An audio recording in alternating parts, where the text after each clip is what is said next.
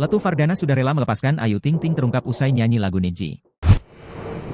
Setelah gagal menikah dengan pedangdut Ayu Ting Ting, kondisi Letu Infantri Muhammad Fardana jadi perhatian. Kini beredar video kala Muhammad Fardana menyanyi lagu dari Niji Band. Video ini membuat nama Nikita Mirzani ikut terseret oleh warganet. Dalam video yang diunggah akun gosip lambe_danu itu, Fardana bersantai bersama para rekannya. Dia kala itu menyanyikan lagu Biarlah milik Niji. Biarlah, ku rela melepasmu, meninggalkan aku, berikanlah aku kekuatan untuk lupakanmu, ujar Fardana bernyanyi bersama rekannya dengan iringan gitar. Fardana tampak sangat menghayati menyanyikannya. Dia sempat beberapa kali menekankan lirik, bersamamu, dan menutup mata pada momen-momen tertentu. Video itu menuai sorotan warganet. Bahkan, ada yang menyerat nama Nikita Mirzani. Penyebabnya, dalam postingan itu juga ada video Rhoma Irama yang berjudul Mira Santika.